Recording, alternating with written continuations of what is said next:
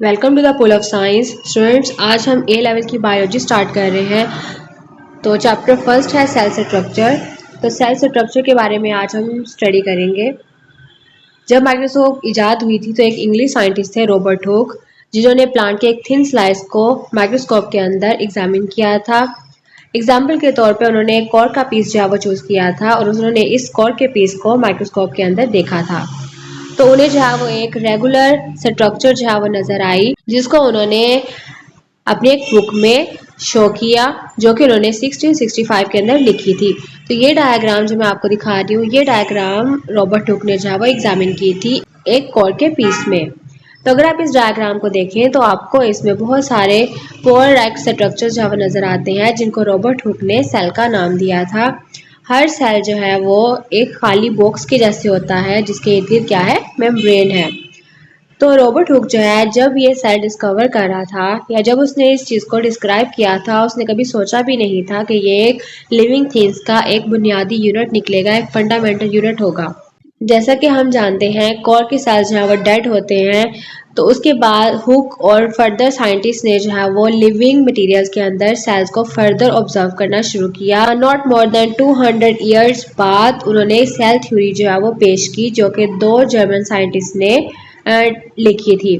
इन 1838 के अंदर शील्डन, जो कि एक बोटानिस्ट थे, उन्होंने बताया कि तमाम प्लांट इन्हीं सेल से मिलकर बनते हैं। इसी तरह एक साल के बाद श्वान, जो कि जोलॉजिस्ट थे, उन्होंने बताया कि एनिमल्स भी सेम इन्हीं सेल से मिलकर बनते हैं। इस तरह सेल थ्योरी जो है वो डिस्कवर हुई। इन दो साइंटिस्ट शील्डन और श्वान ने सेल थ्योरी को डिस्कवर किया था इन 1838 के अंदर। और सेल थ्योरी की बेसिक जो डेफिनेशन है वो ये है कि सेल्स जो हैं वो लिविंग ऑर्गेनिजम्स का basic structure and functional unit है।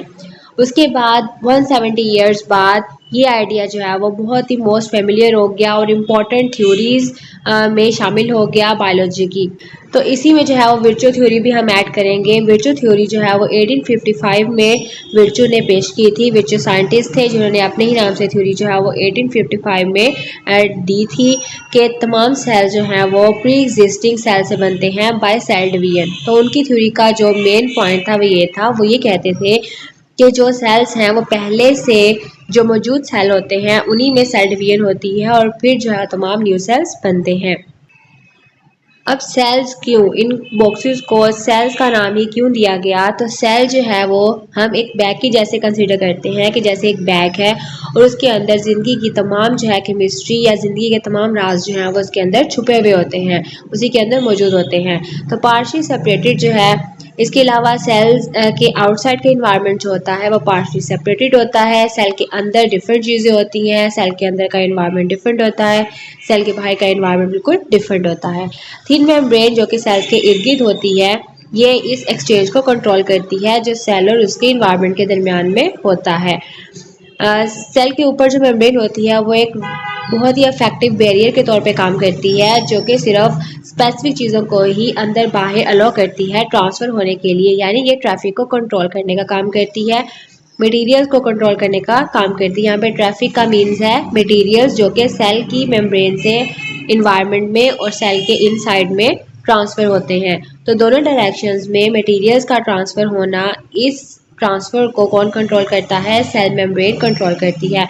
मेम्ब्रेन जो है इसको हम पार्शली परमिएबल मेम्ब्रेन कहते हैं। अगर ये मेम्ब्रेन फ्रीली परमिएबल होती तो लाइफ एग्जिस्ट नहीं हो सकती थी, क्योंकि जो केमिकल्स होते हैं सेल के वो सराउंडिंग के केमिकल्स के साथ मिक्स होते हैं डिफ्यूजन के ज़रिए। तो इसीलिए रॉबर्ट हुक ने जो है वो इन बॉक्सेस को सेल्स का नाम दिया था। तो ये राइट साइड पे आपको डायग्राम नज़र आ रही होगी, ये माइक्रोस्कोप की डायग्राम है। तो माइक्रोस्कोप में जो है वो कौन कौन से पार्ट्स होते हैं, माइक्रोस्कोप जो है वो कैसे काम करती है, तो ये डायग्राम जो है वो आपको पता हो। तो ये सिंपल लाइट माइक्रोस्कोप है जो सनलाइट से चलती है। तो ये सिंपल माइक्रोस्कोप का सबसे ऊपर का पीस है, इसको हम आई पीस कहते हैं। ठीक है, इससे हम फोकस जो है वो ऑब्जेक्ट का कर सकते हैं, आई से हम बिल्कुल ऑब्जेक्ट को देख सकते हैं।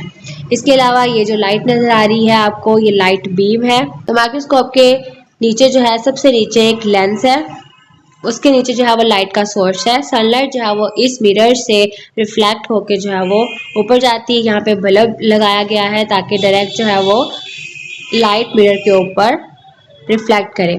तो इस कंडेंसर लेंस के ऊपर जो है वो एक ग्लास स्लाइड है। ग्लास स्लाइड के ऊपर जो है वो हमने अपना ऑब्जेक्ट रखा हुआ है, स्पेसिमन, जिसको हम देखना चाह रहे हैं। उसके ऊपर कवर स्लिप है और हम ऊपर आई पीस लेंस से जो है वो इस ऑब्जेक्ट को ऑब्जर्व करते हैं। तो लाइट माइक्रोस्कोप जो है वो इस तरह काम करती है।